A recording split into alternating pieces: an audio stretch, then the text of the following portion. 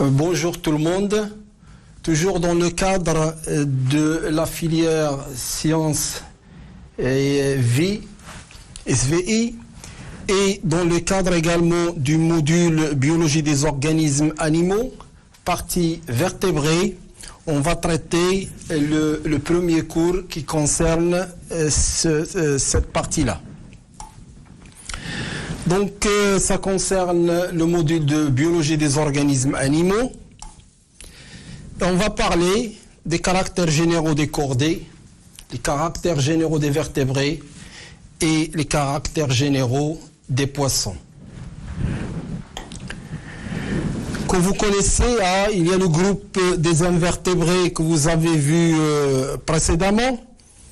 Maintenant, on va parler précisément des vertébrés qui sont les poissons, les amphibiens, les reptiles, les oiseaux et les mammifères. Donc c'est un monde qui est très diversifié, qui comprend le monde des virus, des bactéries, des protistes, des champignons animaux et végétaux. Au sein de cette diversité biologique, on observe que la partie des insectes est la plus diversifiée. Donc la majorité, elle est inconnue des espèces et la minorité est connue. Le monde des vertébrés, il contient à peu près 61 000 espèces. Si on considère par exemple que la biodiversité mondiale elle est de 10 millions, on arrive à un chiffre de 0,006. Donc c'est vraiment ce groupe-là, il est très restreint si vous voulez au sein du monde vivant. Les vertébrés ne représentent qu'un chiffre très très minime. Également ici un fromage qui décrit le pourcentage des espèces. Et on observe que les vertébrés représentent de moins de 1% de l'ensemble des espèces sur Terre.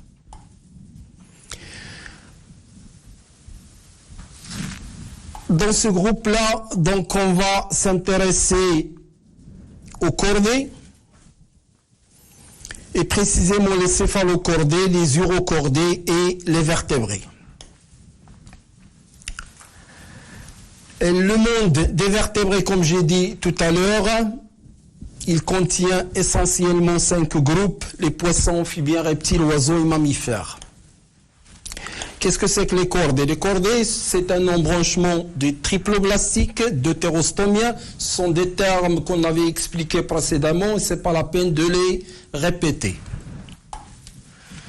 Les chordés sont caractérisés par une structure rigide dorsale, donc au niveau dorsal, il y a une structure, c'est l'équivalent, si vous voulez, de la colonne vertébrale. Il y a un endosquelette et les vertébrés possèdent une colonne vertébrale. Donc ces chordés sont caractérisés par un tube neural dorsal, des fentes bronchiales au pharynx et une queue au-delà de l'anus. Ces chordés sont subdivisés en céphalochordés, urochordés et vertébrés. Voyez une photo d'un céphalochordé comme exemple l'Amphioxus. C'est un animal qui a environ 5 cm de longueur qui vit enfoui dans le sable au niveau du milieu marin. Les urochordés, vous voyez également la forme. Ce sont des groupes qui ne sont pas assez représentatifs comme le groupe des vertébrés. Donc ce qui nous intéresse, c'est les vertébrés. Ils ont 3 caractéristiques essentielles, le tube neural dorsal, les fentes bronchiales et la queue. Donc il y a 5 groupes, poissons, amphibiens, reptiles, oiseaux et mammifères. La caractéristique essentielle des vertébrés, c'est la possession des vertèbres, au niveau bien sûr de la colonne vertébrale. Vous voyez le squelette, très clairement, d'un reptile avec la colonne vertébrale.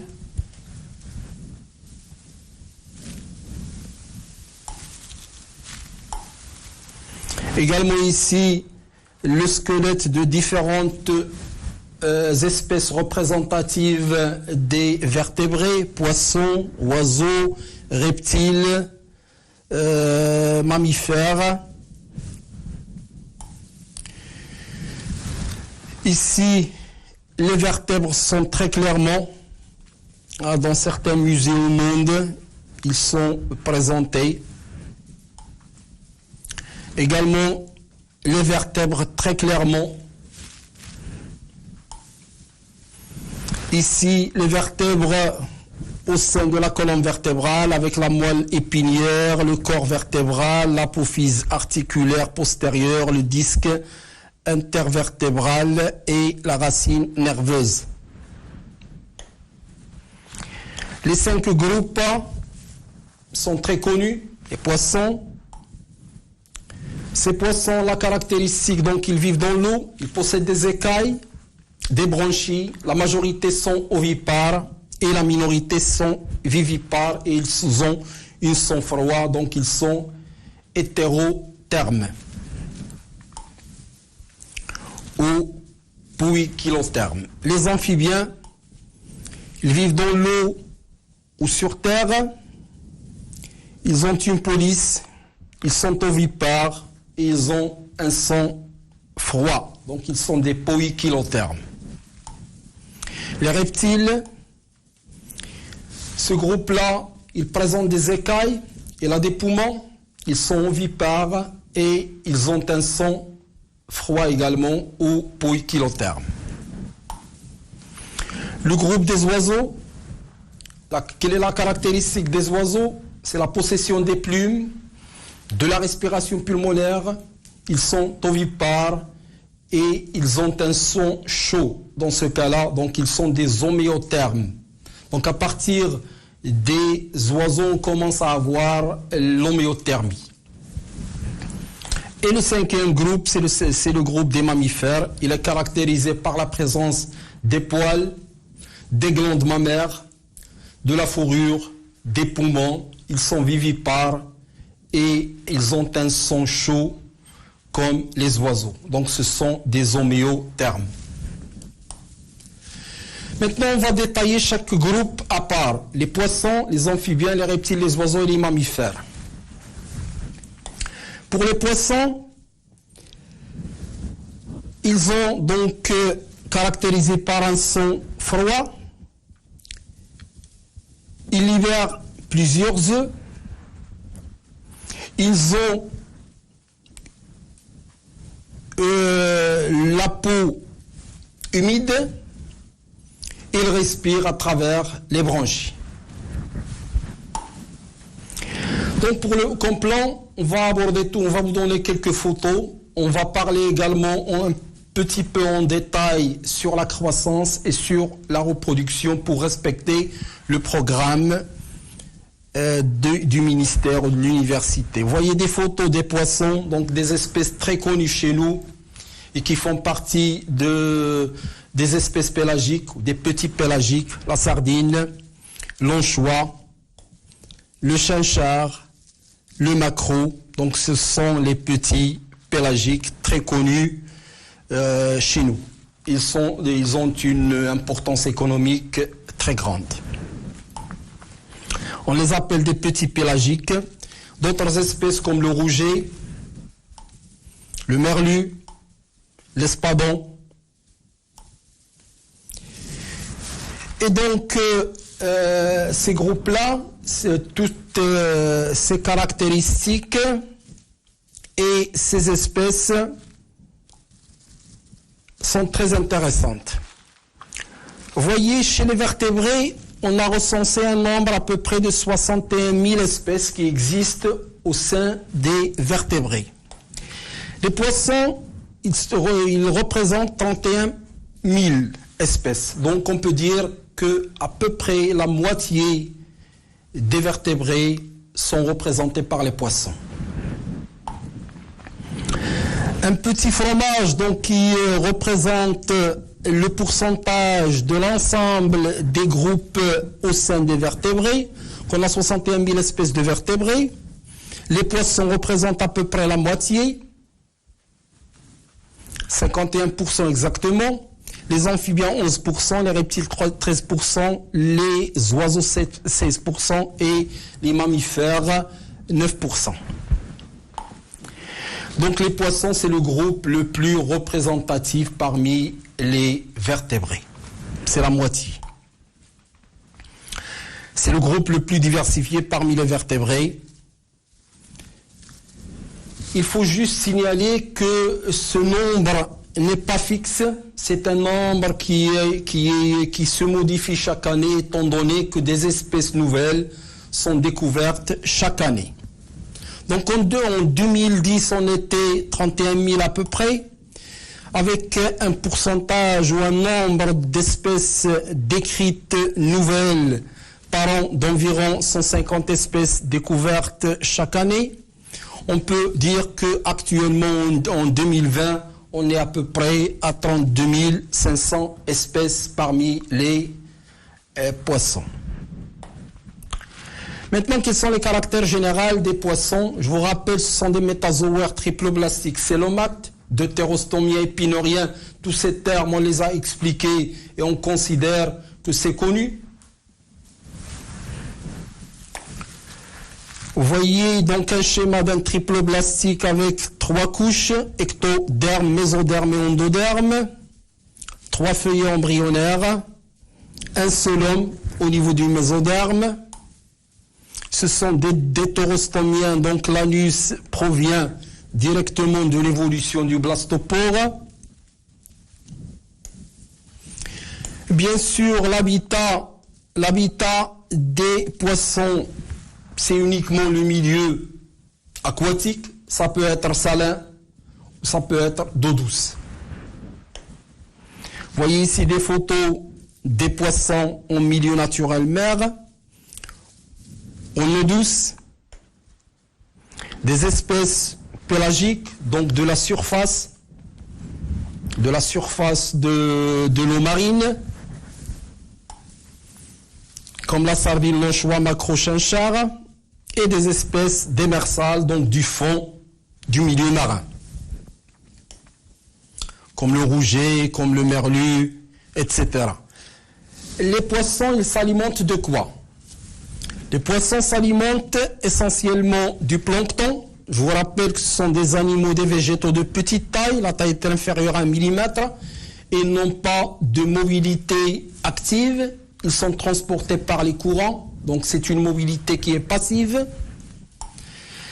Et voyez donc le plancton, quelques photos du plancton en général qui représentent, que ce soit le phytoplancton, plancton végétal ou plancton animal, il constitue la ressource essentielle alimentaire des poissons.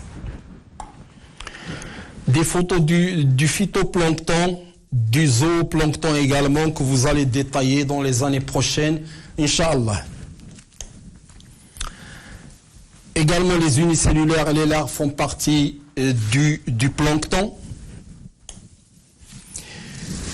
Les poissons se nourrissent également des crustacés, des petits poissons, et le requin, il représente le sommet de la chaîne alimentaire.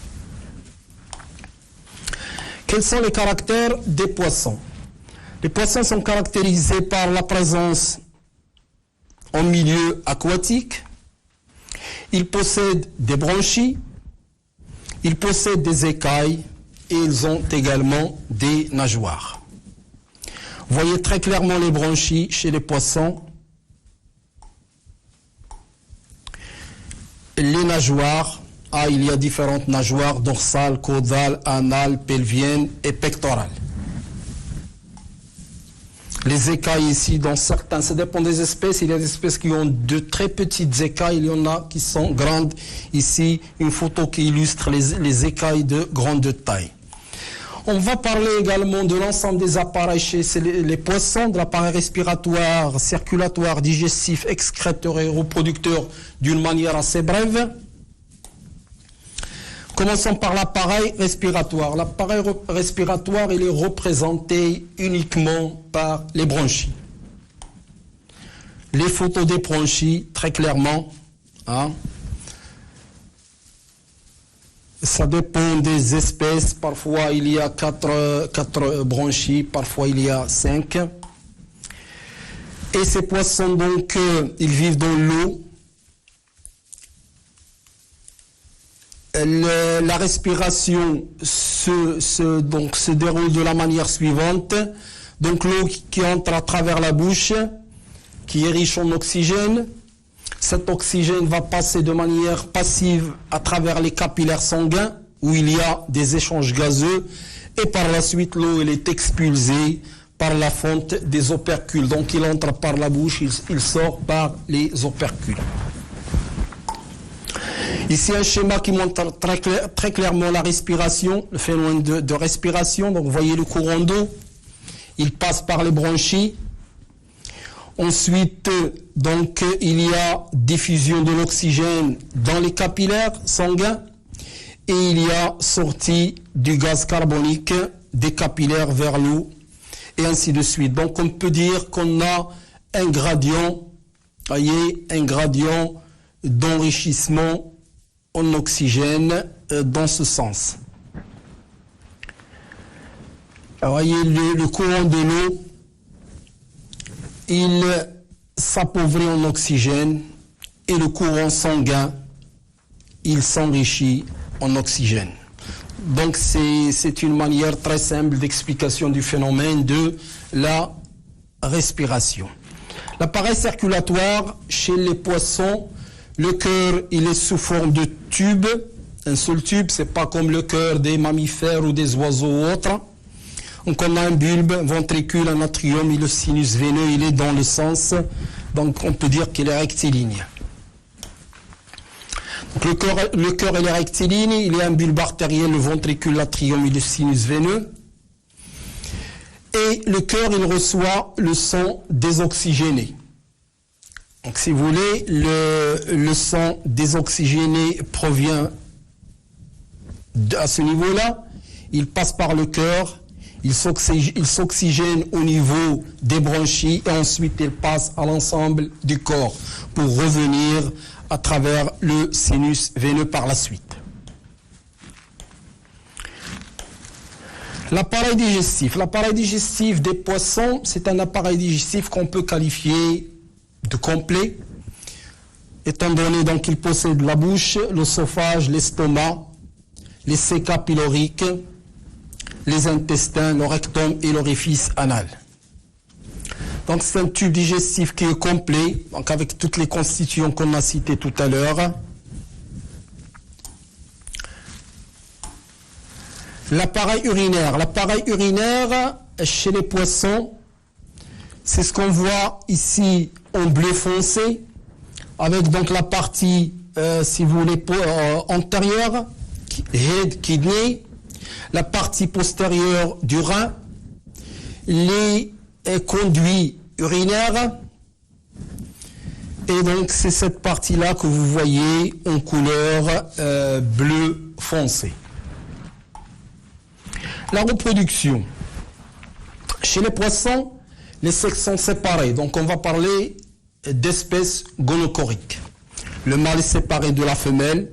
Parfois il y a des caractères sexuels secondaires qui distinguent les mâles par rapport aux femelles. Par exemple, dans ce cas-là, la nageoire anale est plus développée chez la femelle que chez le mâle. Donc ces espèces de poissons sont gonocoriques. Vous voyez très clairement les femelles avec des ovaires qui sont généralement de couleur rose et très irrigués par les capillaires sanguins. Les testicules chez les mâles sont de couleur blanchâtre. Ici très clairement également les ovaires et les testicules avec des couleurs différentes. Également là, on observe des testicules. Également ici, très clairement, les ovaires chez la femelle du poisson. La fécondation, comment se fait-elle chez les poissons? La fécondation chez les poissons, elle est généralement externe dans l'eau. bien qu'il y a une minorité d'espèces qui présentent une fécondation interne. Donc le mâle libère les spermatozoïdes et la femelle libère les ovules et il y a une fécondation dans l'eau, donc une fécondation externe. Ce sont donc des espèces en majorité ovipares et très minorité vivipares. Vous voyez ici le groupe des ostectiens qui sont ovipares, ce sont les poissons osseux, et le groupe des chondrichtiens ou poissons cartilagineux comme la raie par exemple qui sont vivipares. Donc ils ne donnent pas des œufs mais ils donnent un individu complet qui sort de l'utérus du poisson, femelle bien sûr. Très clairement ici les requins, groupe vivipare, poissons cartilagineux. Les stades d'évolution des œufs avec l'éclosion, donc des œufs et l'éclosion.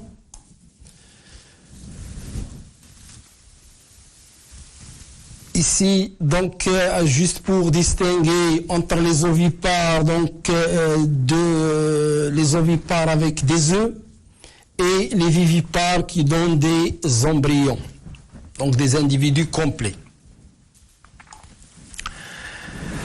Ce groupe des poissons, il est caractérisé par des œufs qu'on qualifie d'anamniotes, c'est-à-dire sans amnios. Pourquoi? Parce que tout simplement, ces œufs, ils vivent dans l'eau. Ils n'ont pas l'obligation d'avoir une couche protectrice. L'eau les protège naturellement. Par conséquent, donc, vous voyez, les œufs des poissons sont caractérisés d'un amniote et ne possèdent pas cette couche protectrice qu'on appelle les amnios et qui existent uniquement à partir des oiseaux. Parce que les oiseaux, ils pondent leurs œufs dans le milieu extérieur, aérien, et par conséquent, ils ont besoin de cette couche protectrice de l'œuf. Ici, juste pour distinguer entre le groupe des anamniotes, qui sont les poissons, les amphibiens, et le groupe des amniotes, qui sont les reptiles, les oiseaux et les mammifères. Et vous voyez, donc, il y a une couche protectrice chez les amniotes. Vous avez l'embryon ici et en vert la couche protectrice, ou amnios. Donc les amniotes sont sans amnios et les groupes de ces anamniotes sont essentiellement les poissons et les amphibiens qui libèrent leurs œufs en milieu aquatique. Et par conséquent, donc, le problème de la dessiccation ne se pose pas. Et le groupe, donc, on les appelle un groupe sans amnion et ils sont appelés les anamniotes. L'éclosion des œufs. Vous voyez ici le stade larvaire, certains poissons. Enfin, le cycle biologique des poissons. Donc, le cycle biologique, il est très variable, disons 1 année, 2 ans, 3 ans, 4 ans, jusqu'à une dizaine d'années. Ça dépend des espèces. Donc, le cycle biologique ici, par exemple, de ce poisson-là, on a la reproduction, la libération des œufs, l'éclosion et le stade alvin, la croissance, et là on arrive au stade adulte et la reproduction par la suite. La croissance, étant donné que dans le programme, donc on insiste sur la croissance, et par conséquent, donc, on peut dire que la croissance peut être indiquée par 3 facteurs.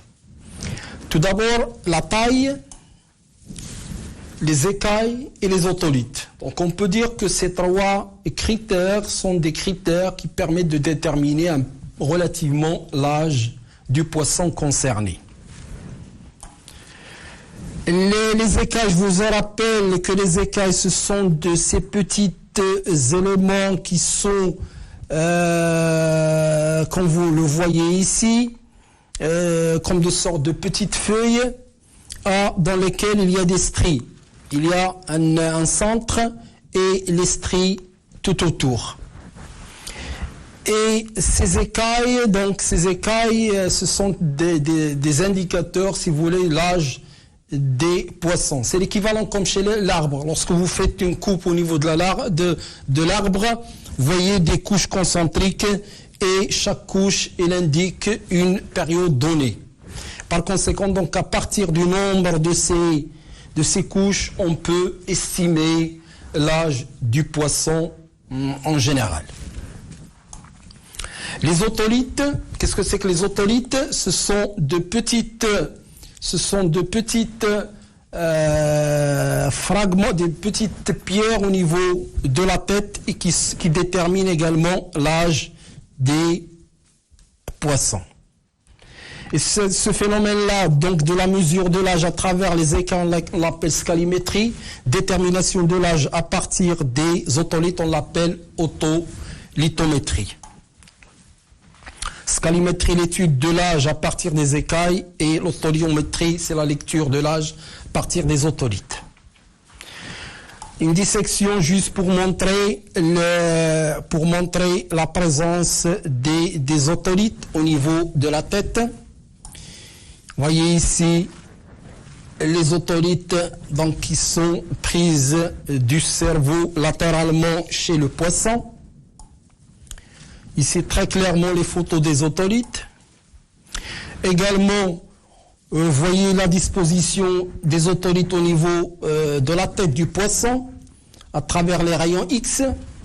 Et ici, les couches concentriques qu'on peut les voir lorsqu'on fait des coupes au niveau des otolithes et qui déterminent l'âge également du poisson. Ici, l'âge, vous voyez, plus l'otolithe est grande, plus l'âge est avancé. Les poissons ne possèdent pas de métamorphose, donc leur croissance elle est continue. Ils ne se transforment pas dans leur forme générale, comme chez le cas des amphibiens par exemple. Par conséquent, on les qualifie de groupes qui ne présentent pas de métamorphose ou changement de la forme du corps de l'animal. La systématique, très brièvement, elle dépend de la nature du squelette. Et donc, on va distinguer deux groupes. Un groupe qui a des os et un groupe qui a du cartilage. Donc, on a le groupe des chondrichtiens à os, le groupe des ostectiens à cartilage. Chondrichtien à cartilage, ostectien à os. Et comme exemple, donc, des chondrichtiens, les requins et les raies.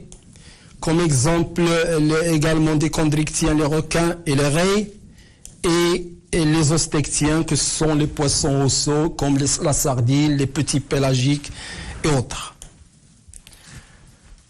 Donc des poissons osseux dans ce cas-là. Comme conclusion, donc sous forme de tableau, un résumé sous forme de tableau de l'ensemble de ce qu'on a dit. Les poissons sont caractérisés par la présence des écailles, sont caractérisés par la présence des branchies et ils possèdent des nageoires. La respiration elle est uniquement bronchiale. La circulation elle est simple, étant donné que le cœur il est sous forme de tube. L'eau désoxygénée provient par l'atrium. Il passe ensuite vers les branchies pour s'oxygéner. Le nombre de ventricules il est de 1. Et le cloisonnement dans le ventricule, il est absent. Le nombre des oreillettes, il est de 1. C'est pas comme chez, par exemple, les mammifères ou les oiseaux qui ont 2 oreillettes. La reproduction se fait uniquement par reproduction sexuée. L'accouplement, il est présent chez les ostectiens, chez les chondrichtiens, il est absent chez les ostectiens. La fécondation, elle est externe chez les ostectiens, elle est interne chez les chondrichtiens. L'œuf, il est caractérisé d'un œuf amniotique, un amniotique sans amnios. C'est un groupe, donc on peut dire que le groupe des ostectiens, il est ovipare, le groupe donc des poissons osseux. Le groupe des poissons cartilagineux, il est vivipare. Les indicateurs de l'âge ou de la croissance sont les otolithes ou les écailles. La méthode d'étude d'âge dans le cadre des otolithes s'appelle l'otolithométrie. Par les écailles, ça s'appelle la scalimétrie. La métamorphose est absente. La température centrale, elle est variable, donc ce sont des pouilles kilothermes. L'homéothermie est absente. La pouille kilothermie, elle est présente. Et la classification, elle est en fonction de la nature du squelette. Et c'était donc les principales caractéristiques des poissons. Et la semaine prochaine, Inch'Allah, on va aborder le deuxième groupe, qui est celui des amphibiens. Et merci pour votre attention.